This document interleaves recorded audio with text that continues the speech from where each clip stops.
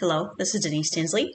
Today I'm going to show you how to fill lip gloss bottles with lip gloss that you've created. This is an example of a filled one. And we're going to take an empty one and we're going to fill it. I'm going to show you some tips and tricks to keep messes from happening and making them fill up very nicely. So one of the first things we're going to do is take a catheter tip, and you can get these on Amazon, about 100 in a box. They're about maybe $30 for 100 of them. So we're going to use this for squirting into our bottles. So first of all, we're going to take it out of this package. Give it a pop. And at this point, I need to put some gloves on. So we're going to put some gloves on. This is very messy. You don't want grease on your hands. Plus, you don't want, of course, germs all over the bottles.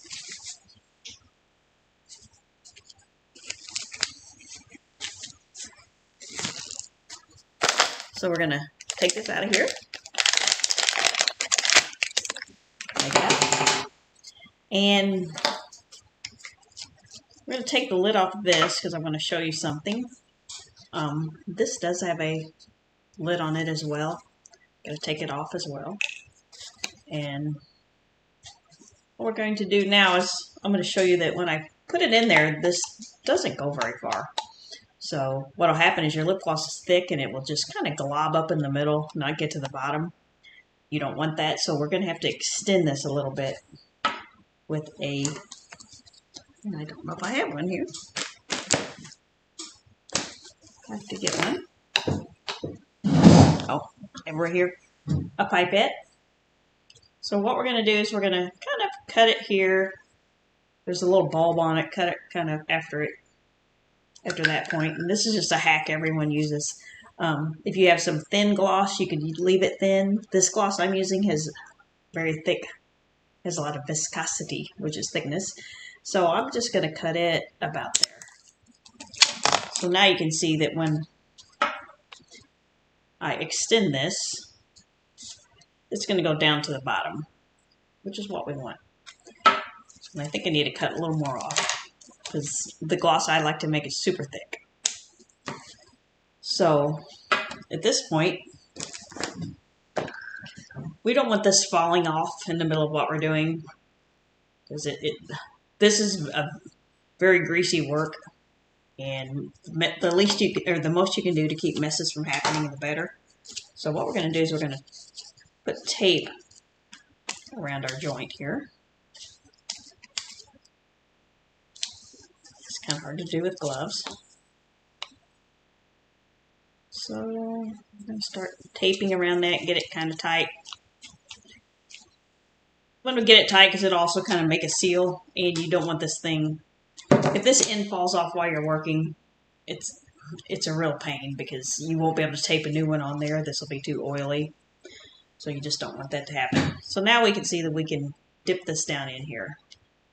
So we're good to go on that. So the next thing we're going to do is we're going to fill this with some gloss. And the mix I have is Flexagel from TBK Trading, some mica from TBK Trading. The color I'm using is beet juice, and the carrier oil is avocado, and of course there's a little bit of vitamin E for preservative. So I'm going to go get that. I have it warming on a warming pad because that makes it easier to work with.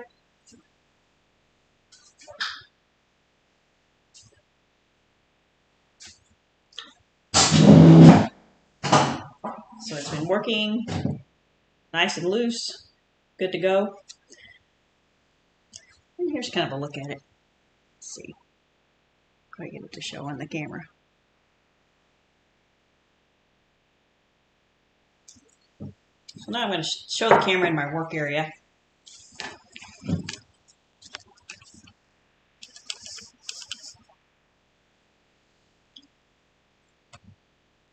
So we're going to have to pop this off of here. And it will give a loud pop. So what you got to keep think about is when you're putting that thing back in there, you're going to have to kind of work it a little bit. You can't just, if you have your gloss in there and you jerk it in there, it's going to squirt it all over the place. So you got to be careful. This gloss is warmed up, so it's less thick than it will be in real life. But we will be able to pour this in here. It kind of has the consistency of honey. So kind of think about that when you pour honey into a container. I need to get this so you see it better. When you pour honey into a container, you have to be patient with it. And you also need to know that it's going to take a long time to stop. So I'm going to get it started. You should fill this only about 3/4 up. And the reason is you're going to have to put that plunger back in there. And when you put it in there, it typically causes a lot of your gloss to squirt out. Some of your gloss. So I'm filling it about 3/4. Like I said, I have to stop the drip here.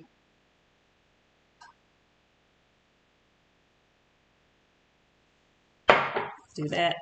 And it is very messy. It shouldn't pop out of the end. Sometimes it wants to. But now we have to do this thing where we have to be careful. Pop this plunger deal back in here. When I do it, I always do it over my container. Because some always does pop out. And then you're usually going to need a paper towel. Which you use a lot of paper towels in this work. Kind of clean it off. One of the things you really want to do is try not to get very much oil on your bottles, because it's something you have to spend a lot of time cleaning off later. And if you sell these to other people, or even if you have them in your purse or whatever, you don't want them being greasy. So kind of good to go on that. So as I said before, we have this thing. We should be able to go down to the bottom of it. And now we're going to start doing some squirting. And let's get this where I see it. So we're going to fill it up.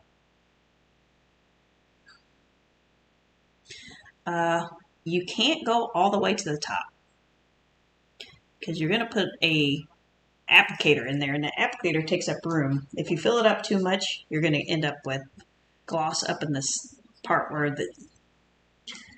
your, I think it's called a swiper, which I'll be showing you in a minute, where it goes, and you really don't want that in there. So sometimes what I do is I just take a paper towel and kind of clean that out. I really don't like any lip gloss in there, especially if it's colored lip gloss. So I have a lot of room in there, and that kind of stinks.